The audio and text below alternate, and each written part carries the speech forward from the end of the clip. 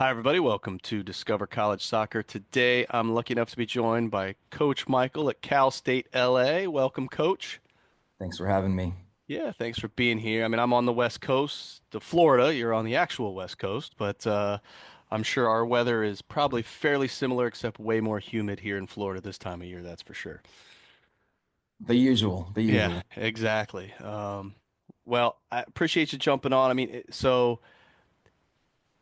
and this is going to be ignorance on my part, so I'm just going to blatantly ask and be ignorant. But did I hear right that they've changed the rule now for Division Two that you don't have to wait until June 15th anymore? Or is that coming up, or is that some just proposed, I would or am I? love to, I would love to hear that and hopefully it's true, but I Okay. haven't All right. my compliance director, but hey, All right. So, well, with things changing so fast these days in our college soccer world, right? It wouldn't surprise me, but at the same time, there's so much false information. I figured I'd ask somebody because I saw it and I'm like, some. there's so much going on and so much change daily, it's hard to keep up with everything. Well, I saw somebody post it and I was like, I don't think that's right. I still think it's June 15th for D2 now still, but I don't want to, so uh I'll have to go double check on the NCAA website, call all my compliance friends and see what's going on. But we're talking 10 days out for June 15th. So I guess as and obviously men's waits a little longer than women's, I got a daughter in the mix, so I'm used to the women's side more right now, but are you completely done with 25s or are you still kind of finishing up? Because, you like most men's D2s, you got some internationals on there. They tend to be even later than usual. So I guess where are you at with 25s, 26s, and how much in 10 days will you start focusing on 27s? 27s. I'm not even done with 25s. Okay, that's what I I, thought, but I had to ask. For 25s, we're still looking to add three or four more players. Wow. So we are late. We're always kind of waiting for the D1 train to go through and kind of the transfer, portal now. 26s, here and there, very minimal. Because once you say Cal State LA, then a lot of other schools get involved. So I just kind of wait and see kind of how the cards play out because we are selective. We can be selective, and we created a culture here of championship, so we want to continue that. So it's an interesting recruiting time frame here at Cal State LA. I wish I would, if I could, I would love to be on the D1 and commit 26s now. But I'm in no rush. I want to make sure I go through the process with each kid thoroughly and making sure it's the right kid for the right environment. No, and I appreciate that, and I want listeners to understand this. Cal State LA men's program is perennial powerhouse, top program. You've done an amazing job there, and he's still looking at 25s on June 5th, 2025. Like, so folks who are out there saying, "Oh my God, you gotta, if you're not getting calls on June 15th, it's, the world's gonna end." That's just not the case, especially on the men's side. Matt, I could also add just to give kind of the student athletes some advice in this regards is I kind of talk about different phases of recruiting. You got the D1 May 1 through May 15th. You got after the fall season transfers, then you got the spring transfers. But there's a big push internationally and domestically right now with, kids with academic issues or whatever the case may be. So for the 25s out there, there is time, believe it or not. I just talked to a 25 yesterday and he was surprised by like, wow, Cal State LA still looking at three players. And it's not because that's what I want, but that's just kind of how, everything falls through in recruiting. Kids come and go now with everything that's going on in the college recruiting landscape.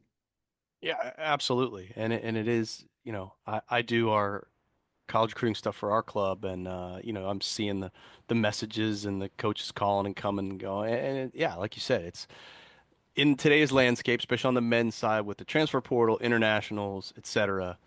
It's just a different timeline. It is a different timeline. So, And I truly well, feel bad. I truly feel bad for the 25s, even the 24s, 25s. maybe 26s. I truly do feel bad for them because the opportunity is so minimal. So my, recommendation is if there's an opportunity, don't close the door. That's really important for, I used to coach club for 18 years and I would tell all my kids, it's like, don't close the door. Have open communication. Be honest and upfront with the college coaches. Because yes, you might be dreaming for school A, and school A, there's hundreds and thousands of players that want to go to that school. So it's about being a little bit more open-minded and realistic of the opportunity that's ahead. Yeah, for sure. So, eh, with that being said, where do you like to go to see players? Kind of what tournaments are you usually at? Where are you finding maybe your international players? What's the are you always refreshing that transfer portal window? Like, kind of what is your process in terms of finding players? I mean, that's a great question, Matt. For us here at Cal State LA, yeah, we have an advantage with the transfers because again, we're a 4-year school. Our location, the tuition cost is probably the lowest in the country. So there's a lot of perks to the transfer market. They're older, their grades, so it helps us out. In regards to kind of, a true freshman, we kind of go everywhere. We go even, I mean, we go to UPSL games every weekend to see players. We go to junior colleges. We go to ECNL events. Obviously, myself going to the MLS event next weekend. So we're almost turning every rock we can to see if there's a diamond in the rough anywhere we can. So we're always looking. I check almost every single email. I've built relationships with placement companies slash agencies on the international market. I don't have the budget to necessarily travel internationally. So it's kind of word of mouth of the process of the current international student athletes. Then they go back to their countries, they go back to their, clubs, they go back to their placement agents and saying, God, what a great experience at Cal State LA. And kind of that's what we've started here in the last 3 to 5 years. And we want to make sure that the kids are having a great experience because we believe in if one kid has a great experience, then obviously we'll have opportunities to get, players from that country, that agencies going forward. Yeah, no, that makes a lot of sense. Well, what about ID camps? Do you guys have your own? Do your staff work exterior ID camps? How important are they in your overall recruiting process? Yeah, I mean, usually, we've always had 2 or 3 kids on our roster that have come to our ID camp. We charge very minimal comparing to other college ID camps because of our kind of community and where we're located. So ID camps, is kind of no one flies into our ID camps. It's all Southern California, Northern California. Um, you know, Sometimes they vary from 40 players to 70 players. We don't bring any other college coaches. It's kind of very intimate for just to evaluate local players that maybe are playing on, lower club teams or don't have the exposure to get looked at or recruited or scouted by us. So we typically invite kids that we like their email. We check their email. We call it a good email. Then we'll have a conversation with them saying, hey, great job on the email communication. We like your video.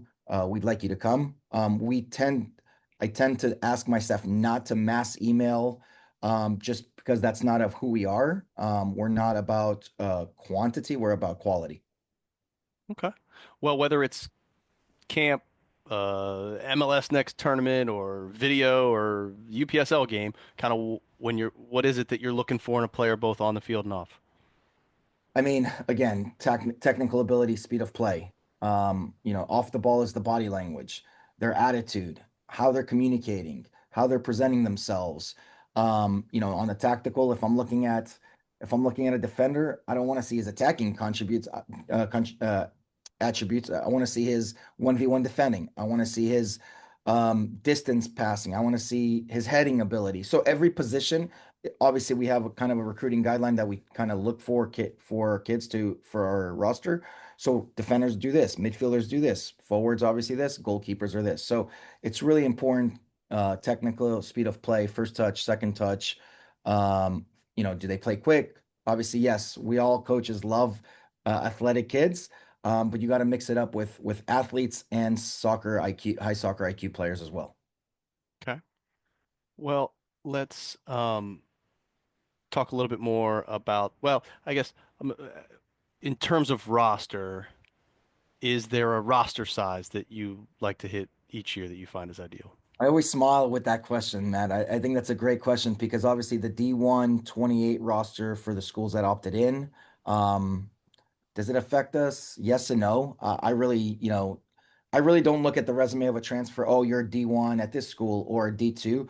I look at the video and then I have multiple zooms on kind of the personalities and how they present themselves. But my roster is obviously, I think, 40 to 45% international, and the rest are kind of from California. We are every year it varies. I don't like to be at 35, but if there's a local kid that's part of our community that I see potential in, then I will obviously, bring him in, one or two players of local and redshirt them. So we have an advantage with the cost of tuition and being who we are, sometimes 35. Right now we're at 29. Ideally, the numbers between 28 and 32, and that's what I'm saying, at the beginning of this podcast is I'm looking for three or four more players. So ideal is 28 to 32. Last year was 35. The year before that, was 36. My first year as the head coach, we had 21 new players. So the roster was big. So, just to add to roster though, is I challenge all, the student athletes that want to get recruited is go do your research on the rosters. Like if I have seven forwards that are sophomores and juniors, I'm not going to bring in a forward, so it takes a little bit more work on the student athletes point of view to see what needs that particular school needs. Yeah, absolutely. Got to do the work. Well, let's talk a little bit more about the school. You've been there a few years. Kind of, what do you find is awesome about Cal State LA? Maybe some things we wouldn't even know by going through the website. Yeah, I mean, obviously it's known for not only men's soccer, but athletically, I think we're one of the top D2 schools in the country. Academically, we have very challenging engineering programs. We have business programs. I think we on the men's side don't necessarily have nursing students, but I think we have one of the top nursing programs in the country, which is key. Located obviously about 10 minutes east of downtown Los Angeles, so location wise is good. But I would say, we're no we were the Olympic Village in the 1983 Olympics. The biggest positive for me as the men's soccer head coach here is we have a great partnership with LAFC. They're on our campus. Obviously, they have their own performance center. LAFC 2 and us share the same facilities or training facilities. So in regards to that, there's very few schools that can say they have a professional team on campus, let alone a reserve team, a pro team. So that's on the soccer side of things. And like I said, academically, business school, kinesiology, are very challenging, but we're very lucky to have the programs we have here. Okay. Well, one of the biggest hurdles, especially new freshmen coming into college have, but even transfers and internationals is really striking the balance between academics and athletics. So what kind of support systems does a school have to make sure the student athletes can be successful both on and off the field? Yeah, our academic advising center does a great job with providing all student athletes, not just men's soccer, but kind of a guideline of how to be successful. I'm very fortunate this year we had our highest team GPA. We had a 3.47 team GPA. So again, and being student athletes. So balance is very important. I want to make sure all the student athletes that I work with um, have time off to study, especially, the internationals that are here for maybe, 2, 3, 4 years is making sure that they explore in the spring season. In the fall, it's a little bit more demanding in regards to that, but there's also an NCAA rule where, we're required to give them one day off for rest, recovery, or academics. Sometimes, depending on our calendar, we'll give them 2 days off. So I try to plan kind of a periodization of, if we have one game a week, then maybe we could do 2 days off. So it just depends on what season, if we're in the fall or in the spring.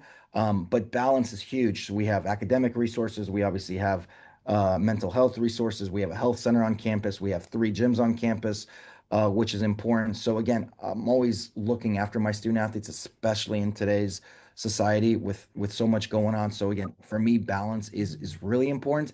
And I even call it if they need a pro day or a mental day and too much is going on, I literally will tell them to take a day off.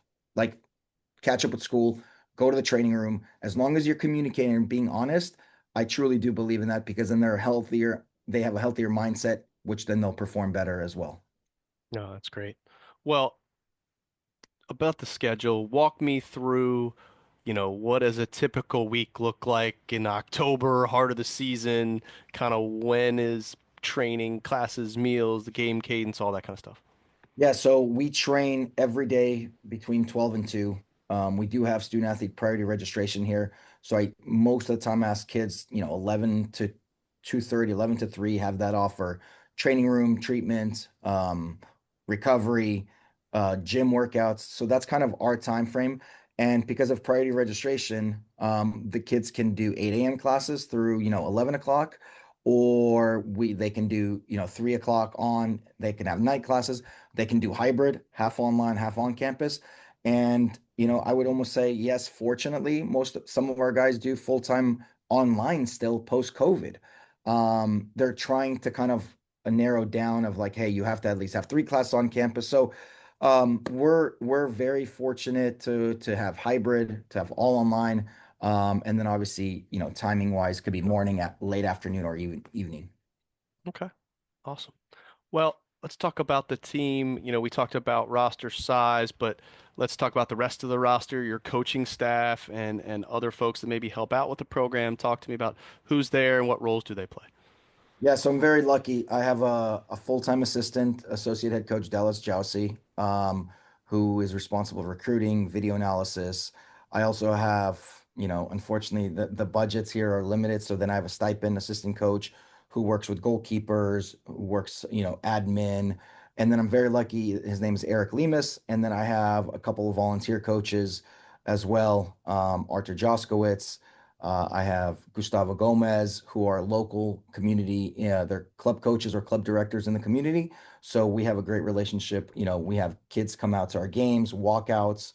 And then I'm also interviewing a new volunteer coach, just a coach that's moved out here back to Southern California.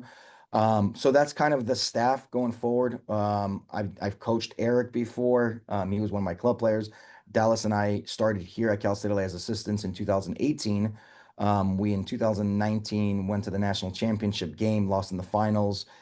In 2021, we won the national championship, and then our head coach moved on, and then I became the head coach in 2021, and then here we are heading into our sixth season together in 2025. Awesome. Well, what about you? Talk to us about your coaching style and the style of play you're looking to play there. Yeah, I mean, again, every recruit tends to ask that question. I do a very, I won't say awkward, it's just different.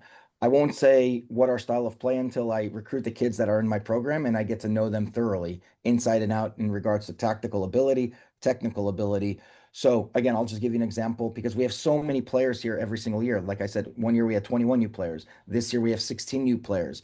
So I can't tell, what we're going to do 4-4-2, 4-2-3-1, 3-5-2 until I know my players very well. And sometimes, it's unfortunate because we only have a week or two to prepare in the preseason. So in that week or two, we're literally living in the office, looking at practice film, looking at our scrimmages, saying, okay, Joe needs to play right back. Or so I first build the roster, then I get to know them, then implement a formation and a style. I'll tell you from the last 2 years, we were a 4-2-3-1 team. We were, people like to use possession oriented, but we like to have the ball. We like to defend. We led the country in shutouts and least amount of yellow cards. So again, people tend to think, oh, that's boring. They're just going to defend. But ultimately, my job is not to give up goals, and I'd like to win. So if you don't give up goals and you're organized defensively, attacking wise will come with the what the opponent's given us. So that's kind of how I look at it. Every game is a little bit different and how we can execute and get the result we need. No, love it. Well, you've been super generous with your time. I don't want to keep you too long, but and you did give me you passed along some really good advice at the beginning, so let's end it with some good advice too. So, apart from what you've already said, if you had one piece of advice to give, anybody going through this college recruiting process right now, what would that be? Don't give up. And don't close the doors, like I mentioned at the beginning. I think it's really important, and I'm just being very transparent, is it's so hard for, for seniors to get placed in a college, no matter D1, D2, D3, and A, whatever the case may be. So it's really important if you're in an event and there's a school out of nowhere that comes to you, don't close that door because there might not be there. It's so complicated and challenging now. Like we mentioned, the transfer portal, I look at transfers probably first, to be honest. Then I look at junior college guys.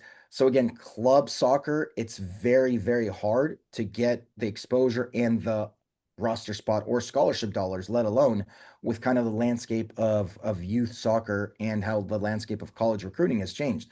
So again, don't give up. It could be frustrating at times.